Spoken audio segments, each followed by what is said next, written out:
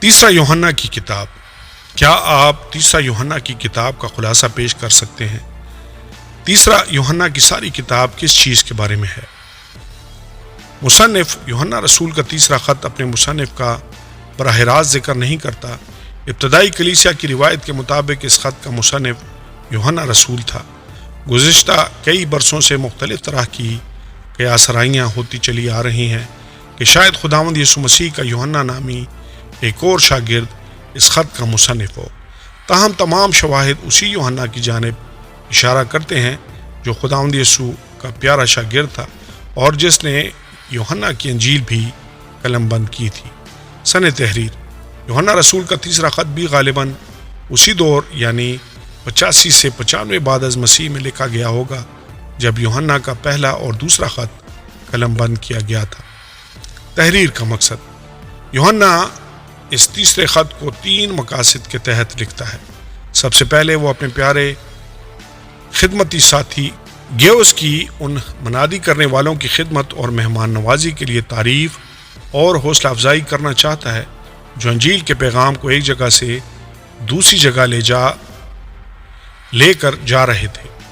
دوسرا وہ دتروفیس نامی ایک آمر رہنما کو خبردار کرتا ہے اور بالواسطہ طور پر اسی کے رویے کے حوالے سے تنبیہ اور مذمت کرتا ہے جس نے آسیا کے صوبے میں ایک کلیسیا پر قبضہ کیا ہوا تھا اور جس کا طرز عمل براہ راست طور پر ان تمام تر باتوں کی مخالفت کر رہا تھا جن کے بارے میں رسول اپنے پیغام میں تعلیم دیتے تھے۔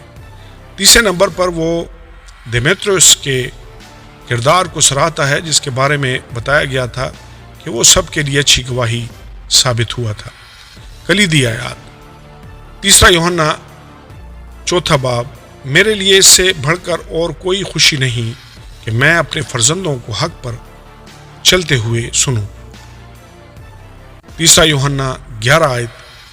آئے پیارے بدی کی نہیں بلکہ نیکی کی پیروی کر، نیکی کرنے والا خدا سے ہے، بدی کرنے والے نے خدا کو نہیں دیکھا۔ مختصر خلاصہ۔ اپنے معمول کے مطابق سچائی پر زور دیتے ہوئے یوحنا مسیح میں اپنے انتہائی پیارے گیوس کے نام لکھتا ہے۔ گیوس افسس کے شہر کی نواح میں ایک دولت مند اور نمایاں شخص ہے۔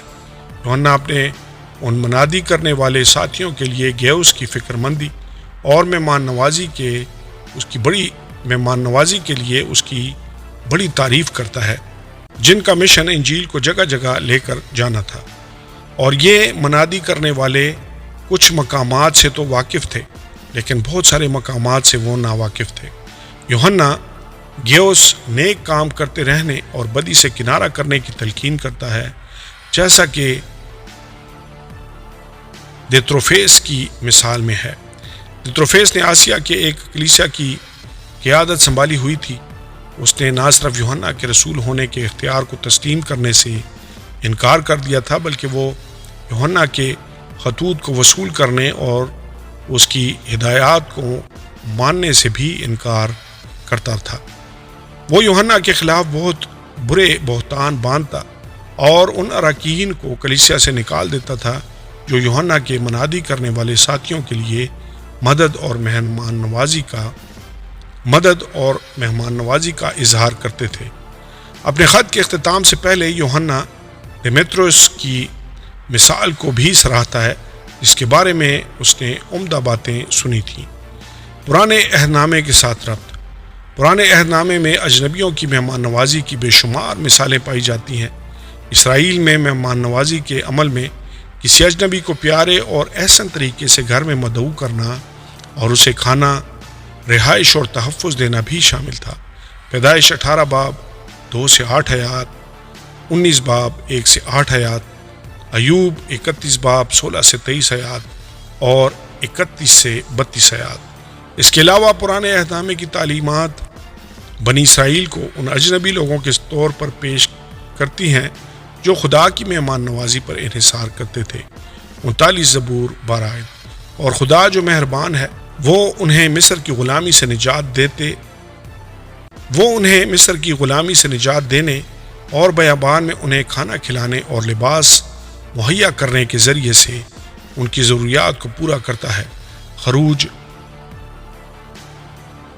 خروج 16 باب استثنا 8 باب 2 سے 5 آیات۔ عملی اطلاق۔ ہمیشہ کی طرح یوحنا رسول اس خط میں بھی انجیل کی سچائی پر عمل کرنے کی اہمیت پر زور دیتا ہے۔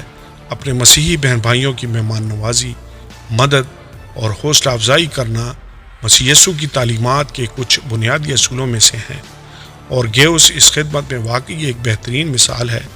ہمیں کلیسیاؤں اور گھروں میں مدعو کرنے کے وسیلہ سے ان کی مہمان نوازی کرنی چاہیے۔ انجیل کے خادمین ہماری طرف سے مدد اور حوصلہ افزائی کے مستحق ہیں۔ آمین اور آمین۔